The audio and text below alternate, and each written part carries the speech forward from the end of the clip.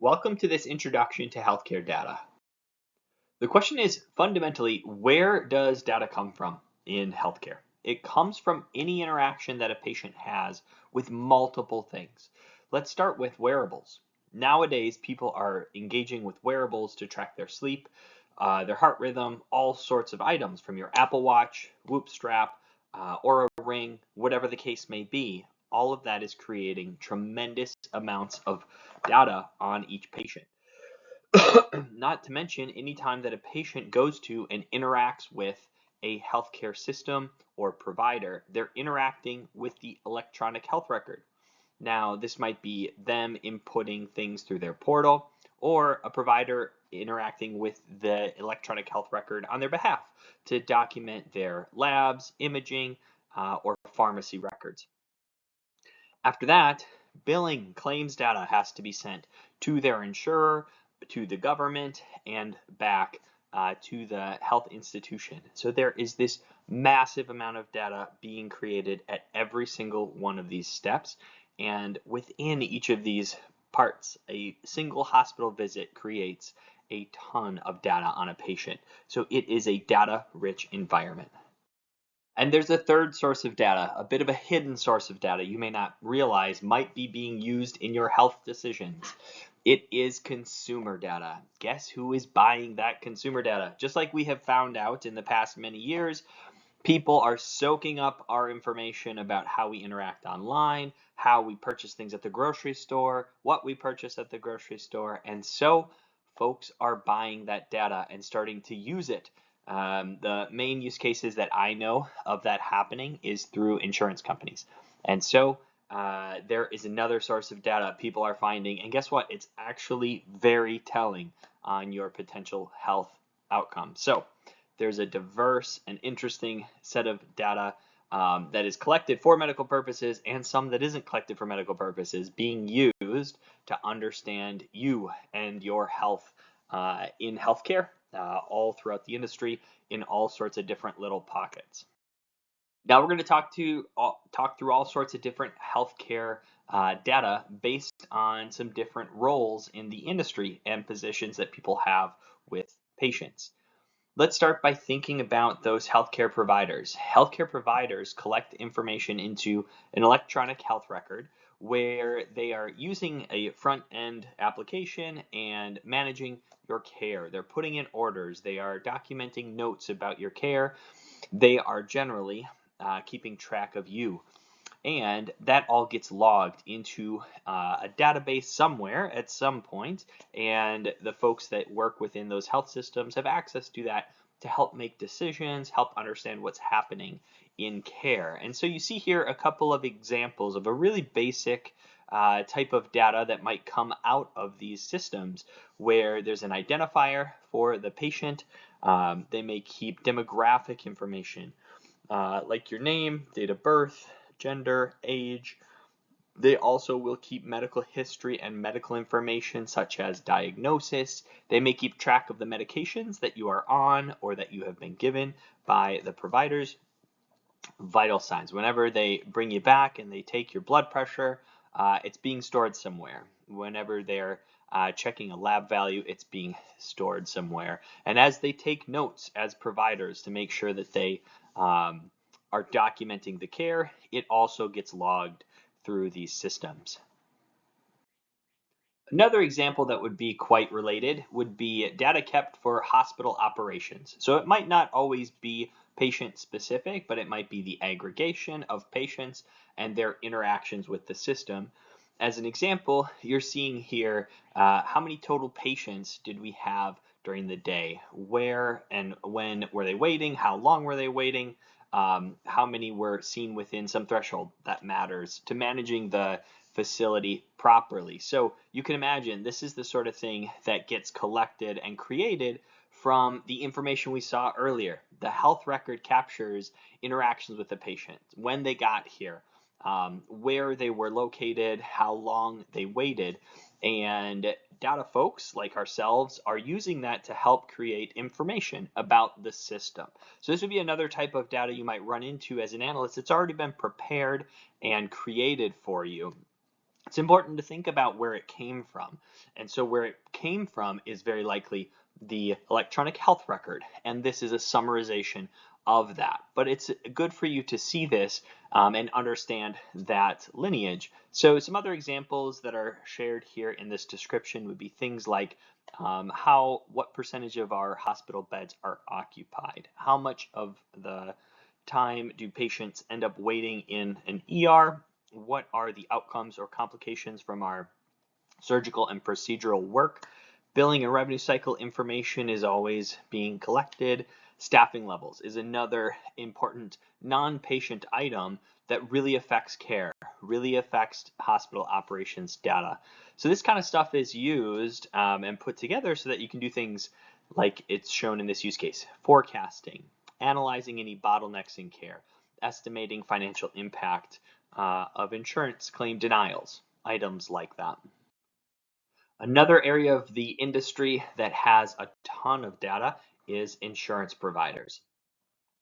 Claims data is the primary type of data that insurance providers have. When you get medical care with a provider, they have to send in a claim in order to get paid from the insurance provider. And so with that, they're sending in an identifier, the member that this is for, the date the service was performed. They communicate the care that was given through things like a CPT code. So that's a term to hit and understand. You may hear CPT code or ICD-10 codes.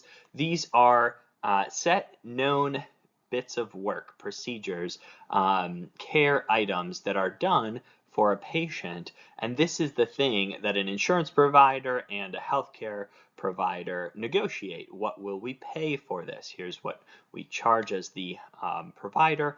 And then, of course, there's usually some what's actually going to get paid on that. So this is a common language of how they can discuss those terms, is that the care gets chunked into these codes. And with that, there will be an example that's given here, like a billed amount for doing that work for that code. Then there might be something from the insurance provider, like how much is actually allowed to be paid on that, and the leftover may be patient owed. So that would be an example of information. The use cases you can imagine for health insurers is to take things like this and be searching and looking for fraud detection, predicting any high-cost patients or types of care that they could maybe do proactively in order to avoid those high costs, or evaluating how properly a provider is caring for patients, whether or not they're ordering a reasonable amount of tests for patients. Things like that are what's being done at insurance providers. Very data-rich environment that they do a ton of analysis to make decisions about what care to provide, how to provide it, how to pay for it, and incentivize use of the right kind of care. Risk adjustment and actuarial data is a type of data that insurance providers are using to figure out how to price what they offer to customers. So you can see here as an example, they would have, for members that are within their care or from the past, they would know something like the age the patient was at, chronic conditions they may already have, and they may be able to calculate from past experience, past patients, what's the risk of some new condition. And together, aggregating all those things, they can come up with a projected annual cost that patient may incur by going to get the care that they need. So this is the type of thing they have to look at and evaluate to figure out how much will they need to be paying, what would they need to charge to be profitable and viable, and continue to offer their service. So this is an area that actually has a lot of other additional sort of science behind it. You see the term actuarial data, there is a whole field called actuarial sciences, and it's the people that understand the statistics behind using this sort of probability data to make good decisions about costing and pricing and those sorts of things. But this is another giant set of information that is kept usually with insurance providers. So they have things like these health risk scores, chronic condition flags, utilization metrics, how often they're going in to be hospitalized or see specialists. They will also often keep social determinants of health And you'll see that come through in use cases. It would be used for pricing insurance plans, identifying high-risk members for care management items, and evaluating how social factors impact medical expenses. Now let's talk about physiological and biometric data. So this is where items like the wearables I mentioned come into play. Providers are starting to get more creative as to how they can partner to access and use the data created by wearables for patients in order to inform their care, looking at opportunities to detect early signs for conditions like AFib and sleep apnea through this sort of monitoring, as well as things like assessing, predicting fall risk. So you're seeing here data where you may have a user and a date where something was captured, and then they would take a measurement, a reading, or a set of readings from that monitoring, like let's get heart rate, how many steps taken in the day, how long did they sleep, what's their SpO2, just collecting health information at a point in time and watching that, keeping that information to try to make predictions once we know an outcome actually did happen, so we can do better with getting the same information on patients moving forward. Behavioral and lifestyle data is often captured, sometimes through applications where patients are tracking that kind of information. Your health provider may partner to offer a solution like that, where you'd be able to keep track of something like your running habits, doing yoga, where you can say how long you spent doing that, the calories burned, that sort of a thing. And so this is interesting because it's this partnership of the patient and the care provider to figure out what are the things the patient is doing, what are their behavioral and lifestyle choices that might be affecting the care they'll need, conditions that might pop up, or their risk of different issues. So you see here in use cases, it might be used just for tracking fitness improvements if that's part of the recommendation from a provider, understanding how lifestyle habits impact chronic disease management, or personalizing health coaching, that sort of a thing. So health, fortunately, is thought of more broadly than just healthcare when you're sick nowadays. And so I want to make sure you're broadening your thought to the larger industry. Healthcare also can include companies focused on providing products that are enhancing the health of patients. Is another place where analysts can come and be really useful in figuring out how to use this data to inform the product, to help patients or customers, might be the way that folks like this think about that. Pharmaceutical companies, another area. You can see that this just keeps advancing. This is such a big environment, and there is data everywhere. Clinical trial data. You can imagine that in order to release any sort of pharmaceutical, there has to be lots and lots of really strong data proving that it works. And there's a ton of criteria around that through agencies like the FDA that manage that sort of process. But this is the data that is captured for studying the effectiveness of a drug. So this is a simplified version, but you might imagine that they have to capture who was the patient, what treatment did they get, and what was the effect that they ended up getting. The use cases are kind of obvious here. Probably don't have to overstate that. Pharmaceutical companies are also needing to track the prescription cadence of their drugs. How and where, how many of their prescriptions are being prescribed, by who, what is the cost for those, what's being paid by insurance. You can imagine there is a ton, and this is a very simplified version, but they are going to keep a ton of sales information on where these prescriptions are going. And so you see the example here, and the use case is things like identifying overprescribing patterns, forecasting demand, evaluating how drug costs are affecting patients' adherence to protocols, all sorts of things from looking at this data. Another whole category in the industry is public health agencies, more of an academic or governmental body that is collecting information about a whole population. So they're tracking things like the emergence of disease, where it's happening, and location, age, and the outcome so that they can understand, is there something emerging that's new or different from the past? Is there something that needs to be addressed within a particular population that they care for? And so you're seeing an example here of what they might gather from healthcare providers in their area, like the case, the disease, when it happened, where it happened, those sorts of things. And the use is for predicting outbreaks, identifying hotspots or emerging diseases, and allocating things like vaccines so that they can be used properly and have the most effect in the population. Those public health agencies may take the granular collected data like you saw on the last slide and aggregate this up into something like epidemiology data so that they can track over large populations over the whole country potentially, and segregate to find out proportions of different disease types and how they vary across demographics and location and all sorts of things. So the use cases for things like this are evaluating the effectiveness of any public health interventions that are happening, identifying disparities that are happening between different populations, locations, and figuring out what they can do to help that. And then, of course, forecasting into the future what's emerging and changing within populations and what programs may need to be put in place to help address it. Biotechnology is another part of the industry that has an enormous amount of data, and they absolutely depend on it for operating.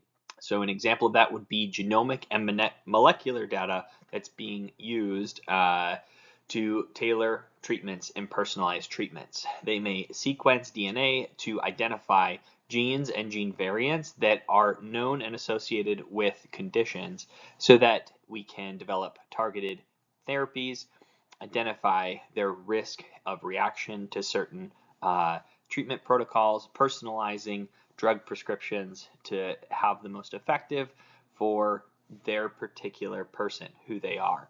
This is an emerging area that requires enormous amounts and use of data in order to make decisions and provide value. Biomarkers and drug discovery data is something that these biotech companies would be keeping as well, keeping track of the compounds that have been tested through animal or other testing to figure out what is it being targeted, what protein is it targeting, so that when that comes up in a new understanding of a disease, that we may already search and understand compounds that could be helpful in its treatment.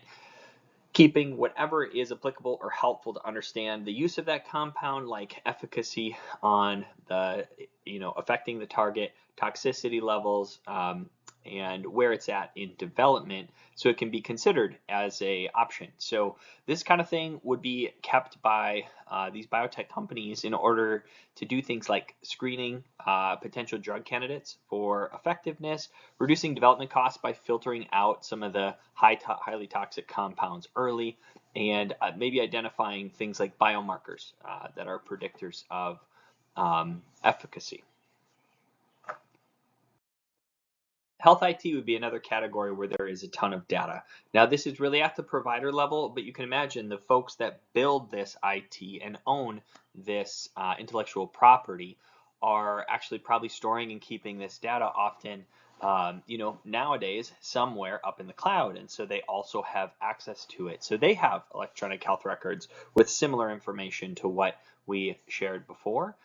Including patient encounter information, diagnosis in that encounter, so on and so forth, used in development of a health record that will help enable physicians to access patient information to provide care, identifying trends in disease and prevalence, and facilitating clinical decision support. And so that's another very big area where analysts get involved to help inform how we can support decision making with information, with data.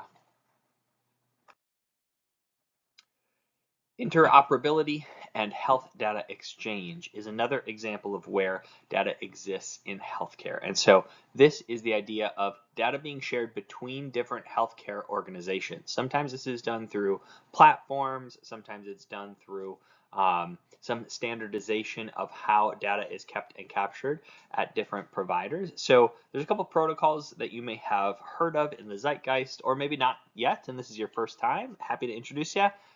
Things like FHIR or HL7 is a messaging protocol for how to create common information about health interactions so that different institutions can understand between their data similar things that are going on and be able to transmit that information. You may also see in exchanges like this, the facility that sent it, who was receiving it, what it was that they are sending, like a lab result, a diagnosis, a CT scan. So this is an example if you've ever been with a provider and they say, oh yeah, we can send your x-ray over to XYZ. This may be the type of thing they're using to do so, going through an exchange to be able to hand over that data to another care provider or someone they're referring you to. Something like that may be handled through a health IT company that provides the opportunity to exchange that information, which helps to transition information between different providers, helps reduce duplication of testing, enhance data security while still being able to share information. Another really growing area that many folks may have already taken advantage of, either through their current provider or through whole new services, would be telemedicine providers. One area that's really adopted this is the mental health space. There are a ton of new companies that are providing telemedicine services for mental health through applications on mobile devices. And so you can imagine each one of those times that you are logging in and connecting with a provider, because it's done through an application, there's an enormous amount of data that is kept and captured. Here would just be a kind of simplistic example of how that might come through to an analyst that works in one of these companies.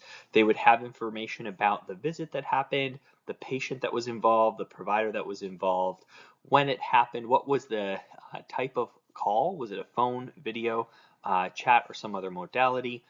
What was the outcome, like a diagnosis? Was there any follow-up needed? And you can imagine this list just keeps building and building, tons and tons of information kept and captured through these applications. So it's another data-rich environment where people are trying to make good decisions, and that means opportunities for analysts. So use cases probably don't need to be spelled out too much here. Expanding access is one of the primary things that we do with virtual care. Reducing emergency room visits, trying to help keep people from having to access some of those highly utilized areas of healthcare if they really don't need it. Also, being used in the management of chronic conditions, people who need access to a lot of care and support. Many facilities are enabling some version of remote patient monitoring. Sometimes this is very advanced and they're doing things like hospital at home, and sometimes this is simple, like a device that you take home and wear for a few weeks to monitor your heart rate more regularly or your blood pressure more regularly. And so here they're going to capture what device was used, the patient, the date, what was captured, the heart rate, the blood pressure, glucose, so on and so forth. And you can imagine, because it is being monitored through an electronic device, it's typically being managed through an application, and they are just collecting tons and tons of data. So it is just yet another corner of the industry that has so much information or so much data and probably not as much information as they need.